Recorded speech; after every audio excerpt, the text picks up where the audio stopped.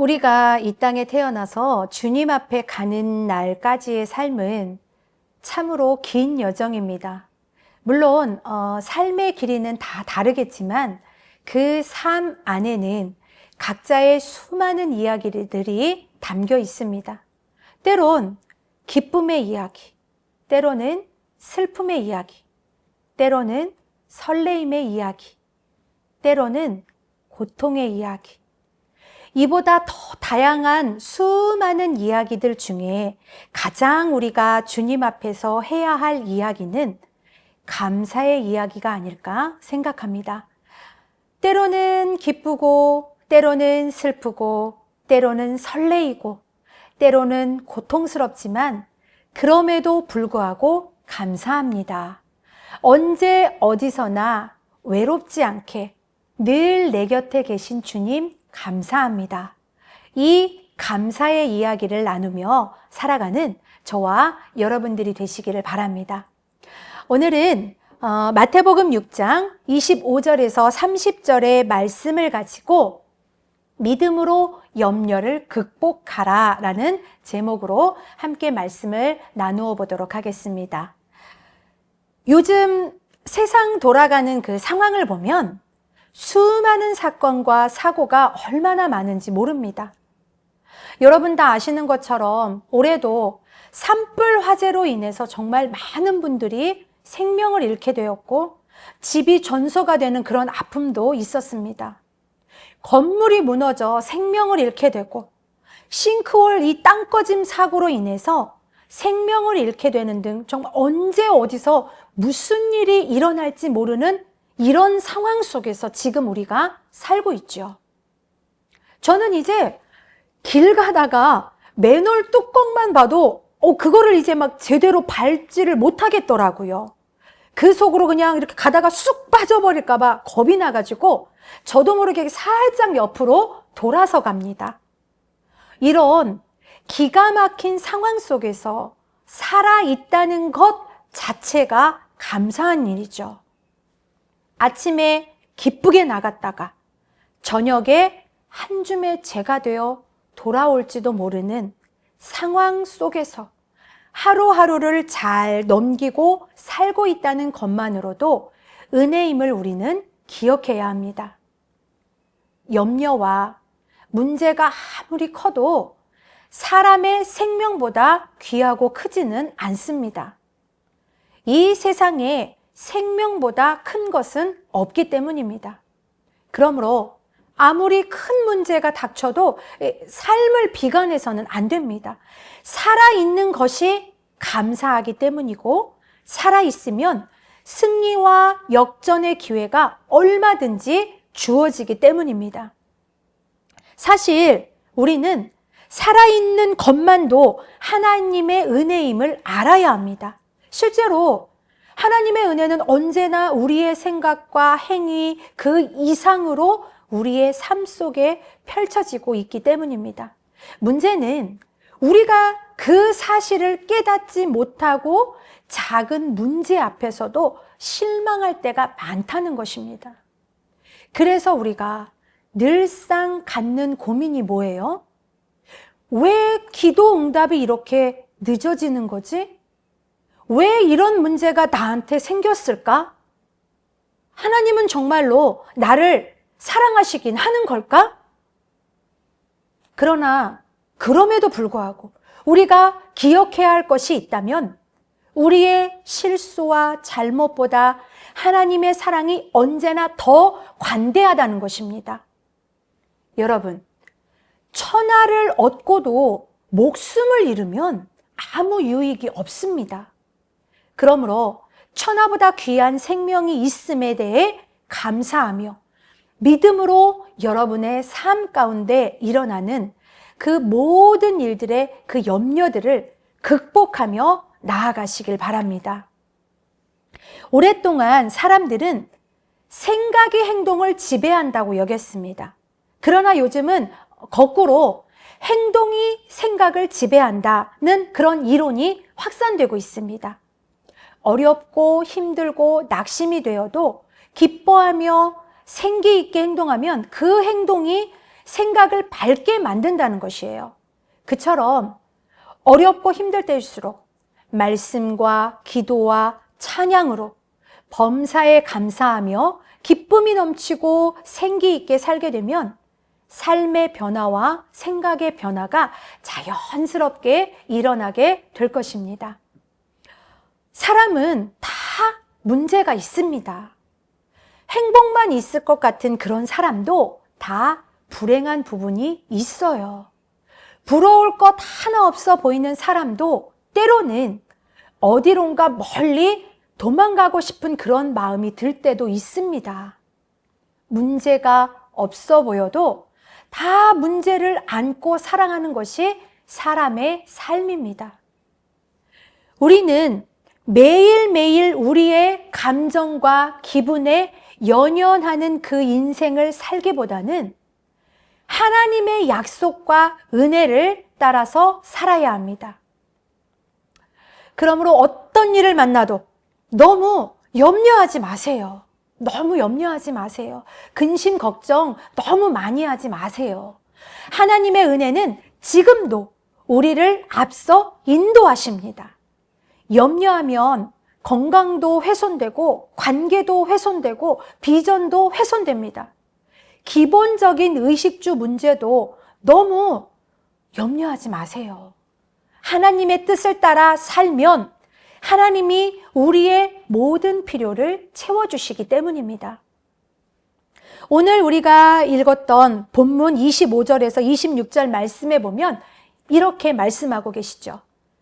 목숨을 위하여 무엇을 먹을까 마실까 입을까 염려하지 마라. 공중의 새도 봐라.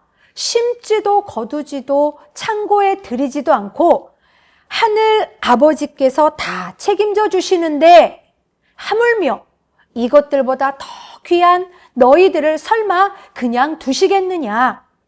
염려하지 말고 그분의 능력을 믿어라 라고 말씀하시잖아요. 신앙인에게 있어 염려는 비생산적이면서도 또한 비신앙적인 것입니다. 왜냐하면 염려의 밑바탕에 흐르는 것은 사실상 불신이기 때문입니다. 믿음은 변화시킬 수 없는 상황에서는 평안을 주고 변화시킬 수 있는 상황에서는 행동을 가져다 줍니다. 그러므로 늘 믿음으로 행동하고 염려거리가 생기면 그때를 오히려 믿음의 그 진면목을 보여줄 수 있는 그런 기회로 삼으시길 바랍니다. 어느 날 천사가 예수님의 나심에 관해서 마리아에게 말했습니다. 마리아야, 네가 성령으로 잉태해 아들을 낳을 것이다. 그 얘기를 듣고 마리아는 크게 놀라고 두려워했습니다. 그리고 깊은 고민에 빠지기도 했습니다. 이 일로 내가 파혼당하지는 않을까? 사람들이 이 일을 이해해 줄까? 혹시 나를 창기 취급하면서 돌을 던지지는 않을까? 하지만 마리아는 그런 고민과 염려를 극복하고 이와 같이 말합니다. 주의 여종이오니 말씀대로 내게 이루어지이다 하매 천사가 떠나가니라. 누가복음 1장 38절에 이렇게 말씀하고 있어요. 마리아의 관심은 하나님의 영광밖에 없었습니다. 그래서 마리아는 하나님의 영광을 위해 어떠한 고통과 희생도 감수하려고 했습니다. 뿐만 아니라 마리아는 인간적인 그 자기의 바램과 소원을 구하기보다는 오직 하나님의 뜻을 구하는 신적인 소망의 기도를 하나님께 드리는 것을 우리가 보게 됩니다. 살면서 염려가 많은 것은 아직도 십자가를 지는 삶이 익숙하지 않다는 반증입니다. 왜 살면서 아픔과 고통이 크게 느껴지고 염려가 많은가? 아직 덜 죽었기 때문입니다. 죽어야 할 만큼 죽지 않으니까 염려와 근심과 고통이 많은 것이에요. 그처럼 십자가의 중요성을 알면서도 남의 십자가만 요구하고 자기가 십자가 지지 않으면 믿음도 잘 자라지를 않고 염려와 고민도 그칠 날이 없게 됩니다. 여러분, 우리가 꼭 기억해야 할 것이 있습니다.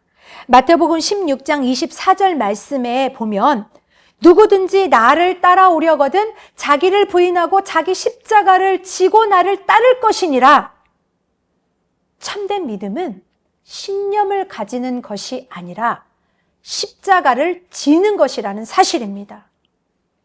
십자가를 지고 그 후에는 자신이 마땅히 해야 할 일을 했을 뿐이라고 하면서 하나님께 모든 영광을 돌리면 그는 가장 성공적인 삶을 사는 사람일 것입니다. 그런데 대부분의 사람들은 자신이 이 마땅히 해야 할 일은 하지 않고 하지 말아야 할 말을 하면서 불평거리를 찾습니다. 염려는 대개 이 말과 생각보다 행동이 적기에 생기는 것입니다. 말하고 생각한 것을 즉시 행동으로 옮겨서 헌신하게 되면 그 마음도 단순해질 뿐만 아니라 생각도 정리되면서 염려도 사라질 줄 믿습니다. 그렇다면 우리의 인생 속에서 뗄래야 뗄 수 없는 이 염려를 극복하는 방법은 무엇이 있을까요? 자, 이제부터 본문 말씀 이 27절에서 30절의 말씀을 가지고 제가 처방전을 내려드리도록 하겠습니다. 하나님의 말씀을 토대로 해서 첫 번째 처방전입니다. 바른 생각을 가져야 합니다. 자, 27절 말씀에 보세요. 27절 말씀을 보시면 너희 중에 누가 염려함으로 그 키를 한 자라도 더할 수 있겠느냐? 예수님 당시 유대인들은 로마인들보다 키가 아주 작았습니다. 그래서 열등감을 가지고 이게 어떻게 하면 키가 클까 하고 고민하고 염려했습니다. 그러나 아무리 고민하고 염려를 한다고 해도 키는 어느 정도 자라고 나면 이 성장판이 멈춰 더 이상 자라지 않습니다. 그러므로 이 유대인들의 염려는 비생산적이고 소용없는 짓에 불과할 뿐입니다. 사람이 살다 보면 이게 이미 끝나서 어떻게 할 수 없는 그런 일이라는 게 있지요. 어떻게 할 수 없는 일로 근심하고 염려하는 것은 어리석은 일입니다. 그때는 차라리 다른 좋은 길과 더 좋은 것을 예비하고 계시는 우리 하나님을 의지하고 더 의미 있는 일을 찾아서 믿음으로 나아갈 수 있는 행동에 나서야 합니다. 우리의 삶에 있어서 긍정적 행동을 만들지 못하는 생각들은 우리의 삶을 파멸시키는 도구에 불과하기 때문입니다. 그러므로 우리가 문제를 볼 때도 그 문제에 빠지기보다는 이 문제를 전체적으로 파악할 수 있는 믿음의 안목을 가져야 합니다. 왜냐하면 문제를 잘 파악만 해도 그 문제의 절반은 해결되기 때문입니다. 대부분의 사람들은 이 나무는 보지만 숲을 보지 못할 때가 참 많습니다. 문제를 이렇게 좀 멀리 떨어져서 바라보고 이 문제가 과연 영원한 문제인가? 아니면 일시적인 문제인가? 이거를 생각해야 합니다. 왜 말씀과 기도가 중요할까요? 말씀과 기도가 없으면 시야가 좁아지고 문제를 전체적으로 보는 눈이 어두워지지만 말씀과 기도가 있으면 이 시야가 굉장히 커지고 이 문제를 전체적으로 보는 눈이 발달하게 되기 때문입니다. 더 나아가서 말씀과 기도를 통해 은혜의 높은 고지로 올라서게 되면 문제 너머에 있는 이 찬란한 미래까지도 볼 수 있기 때문입니다. 생각이 달라지면 환경도 달라져 보입니다. 자, 이제 두 번째 처방전 드리겠습니다. 두 번째 처방전은 은혜를 깨닫고 감사해야 합니다. 29절 말씀에 보면 예수님이 뭐라고 하시냐? 솔로몬의 모든 영광으로 입은 것이 이 꽃 하나만 갖지 못하였느니라 라고 하신 말씀은, 하나님의 진짜 은혜는 의외로 작아 보이는 것에 숨겨져 있다는 뜻이 내포되어 있는 말씀입니다. 이처럼 오늘 우리는 작은 것에서 하나님의 은혜와 감사거리를 찾는 복된 시야가 있어야 합니다. 사람들은 대개가 그 먹는 문제로 염려를 하는데, 중요한 것은 먹는 문제가 아닙니다. 밥은 40일 안 먹어도 살지만 물은 4일만 안 먹으면 죽어요. 공기는 이 4분만 안 들어가도 죽습니다. 결국 가장 중요한 것은 공기지만 정작 매일같이 숨을 쉴 수 있게 해주시는 그 공기의 은혜는 전혀 인식하지 못하고 사는 게 우리의 모습입니다. 맞죠? 그처럼 하나님의 은혜는 보이지 않는 것에 더 크게 있다는 것입니다. 사람은 똑똑해서 사는 것이 아니라 처음부터 끝까지 하나님의 은혜로 산다는 말씀입니다. 또한 성도는 구원의 은혜뿐만 아니라 날마다 은혜의 빛을 지고 살아가는 사람들입니다. 만약에 하나님이 내 배우자, 내 자녀, 내 가정, 그리고 운전대 등을 붙잡아 주시지 않았다면 얼마나 끔찍한 일이 우리의 삶 가운데서 벌어지겠습니까? 한번 생각해 보세요. 하나님은 지금도 졸지도 아니하시고 주무시지도 아니하시며 우리를 눈동자처럼 지켜주시고 계십니다. 그러므로 그 은혜를 생각하고 시련 중에도 정말 감사와 찬양을 잃지 않으면 우리 하나님이 가장 적절한 때에 축복의 문을 활짝 열어주실 줄로 믿습니다. 자, 이제 마지막 처방전 나갑니다. 마지막 처방전은 염려를 극복하기 위해서는 믿음을 더욱 키워야 합니다. 본문 30절 말씀에 뭐라고 되어 있냐면, 오늘 있다가 내일 아궁이에 던져지는 들풀도 하나님이 이렇게 입히시거든 하물며 너희 일까 보냐, 믿음이 적은 자들아. 네, 이처럼 염려라는 것은 결국 믿음의 문제이고 믿음이 적기에 생기는 것이 바로 염려입니다. 다시 말하면 이 믿음이 커지면 염려는 자연스럽게 작아지게 되는 것입니다. 사람들은 대개 최악의 상황을 가정하려는 그런 경향이 아주 많습니다. 가정보다는 하나님이 약속하신 말씀에 기초를 두고 사시길 바랍니다. 그 약속을 믿고 자기 책임을 다하고 나머지는 하나님의 책임으로 돌리면 됩니다. 만일 최선을 다한 후에도 여전히 내 마음속에 염려가 있다면 그것은 하나님의 책임이 잘못된 것이 아니라 본인이 떠맡으려는 불신의 그것이 더 크다는 것입니다. 그러므로 하나님을 의지하는 믿음을 키우게 되면 염려를 극복하는 힘이 강해지고 염려를 이길 수 있는, 이 극복할 수 있는 능력이 생기게 됩니다. 영국 고아의 아버지인 그 조지 뮬러 다 아시죠? 이 조지 뮬러는 수천 명의 고아를 키우면서 돈도 없고 든든한 후원 재단도 없었기에 이 먹는 문제에 봉착할 때가 한두 번이 아니었다고 합니다. 그렇지만 이 조지 뮬러는 염려하지 않고 하나님을 절대적으로 신뢰함으로 기도했을 때 5만 번이나 응답받았다고 합니다. 여러분들 다 책 읽어보셨죠? 그는 항상 이렇게 말을 했다고 해요. 염려의 시작은 신앙의 끝이고 신앙의 시작은 염려의 끝이다. 너무 멋있는 말 아니에요?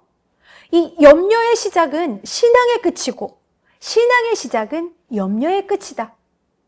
여러분도 이 말을 가슴 깊이 새겨두시길 바랍니다. 이제 세 가지 처방전을 다 드렸고 말씀을 마무리하려고 합니다. 전에 제가 읽었던 책 중에 이 신앙의 자태라는 책이 있는데 그 책 내용 중에 이런 부분이 있습니다. 우리에게 어떤 문제가 오면 그것은 하나님이 그 문제에 의해서 우리에게 은혜를 주시려고 하시는 것임을 알아야 합니다. 그리고 이때 큰 은혜를 받았으면 그것이 그대로 있으면 안 됩니다. 거기서부터 그가 장성에 가야 그 다음에 오는 바람을 맞이할 수 있기 때문입니다. 신앙은 이렇게 발전하는 것입니다. 저는 이 책을 읽으면서 정말 너무나 깊은 감동을 받았습니다. 가끔 기도 응답이 늦어지고 일이 실패로 끝나고 마음의 상처가 크면 사람들은 꿈과 비전을 포기하고 싶어집니다. 그래도 우리는 포기하지 말아야 하는데 스가랴 9장 12절에 보면 이런 말씀이 있습니다. 갇혀 있으나 소망을 품은 자들아 너희는 요새로 돌아올지니라. 내가 오늘도 이르노라. 내가 내게 갑절이나 갚을 것이라. 누군가 은혜를 배반하고 나에게 큰 손해와 상처를 입혀도 부정적으로 반응하거나 고통 중에 신음하기보다는 이거를 통해서 하나님이 내게 주시는 그 2배의 축복의 도구로 삼는 여러분들이 되시기를 바랍니다.